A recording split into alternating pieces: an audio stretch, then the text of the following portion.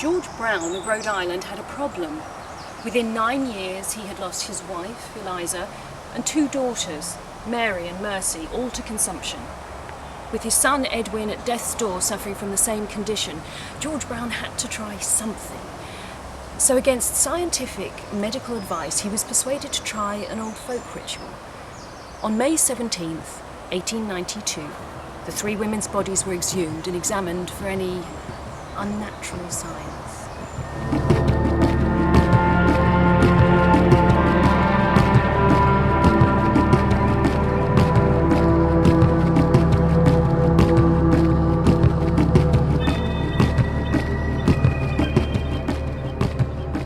And here are the Brown family graves. By the time of the exhumation, Mary Eliza had been dead for 9 years and was found to be mummified. Her daughter, Mary Olive, was now a skeleton, still with a thick head of hair, but Mercy Brown was in far better condition. Dr. Metcalf, who attended as local medical examiner, noted the presence of tuberculosis germs on the lungs, small telltale nodules that mark the disease. Mercy's body was said to be unnaturally fresh, but perhaps that's not so surprising. She had died in January and the ground here is hard in winter. It's been suggested that she'd been kept in this crypt, kind of prototypal freezer. Now for the strange part. Mercy's heart and liver were removed, burnt to ashes on this stone, and fed to Edwin. Regrettably, it didn't work. Edwin died shortly afterward. So what was going on?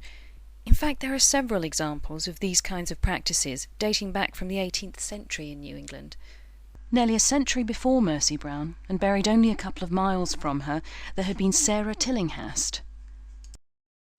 In the late 1700s, Stukely Tillinghast and his wife Honor lived in a farmstead in Exeter, Rhode Island. They'd had 14 children, all of whom, unusually for the day, had reached adulthood. One night, so the story goes, he dreamt that he had an orchard in which half the trees died. Shortly afterward, his daughter Sarah died of consumption at the age of 22. Another Tillinghast sibling became ill and complained that Sarah came to visit her every night, sitting on different parts of her body and causing her great pain and misery. 5 more siblings died and were interred with Sarah in this family graveyard. With another child severely ill, and Sarah's mother also complaining of nightly visits, the family took action. In the presence of neighbours, the bodies of the 6 dead Tillinghasts were exhumed. All were in a suitable state of decomposition, except one. Sarah was found to be in a remarkable condition. The eyes were open and fixed. The hair and nails had grown, and the heart and arteries were filled with fresh red blood.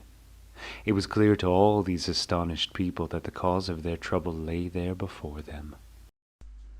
Sarah's heart was taken to a nearby rock and burned. The severely ill Tillinghast, a young married farmer, did succumb to his disease, but there the death stopped. In all, 7 of Stukely and Honor's children had died, just as his dream had foretold.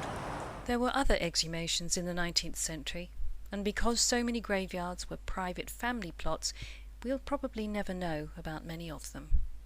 There have been cases of mistaken identity with vampires in Rhode Island too, such as that of Nellie Vaughan, who was buried here.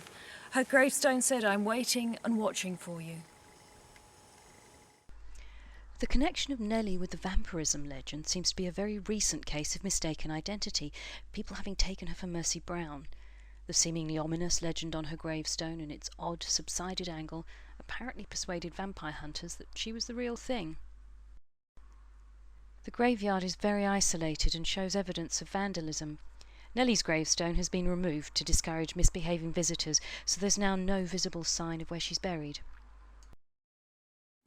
And the indications are that the unwelcome attention and some of the vandalism are still continuing here. Regrettably, security measures have been necessary at Mercy's grave too.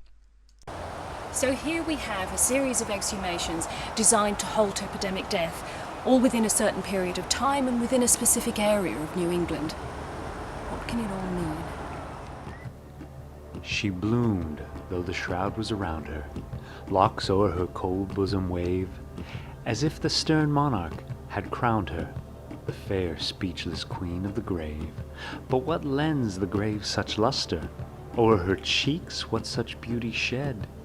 His lifeblood, who bent there, had nursed her, the living was food for the dead.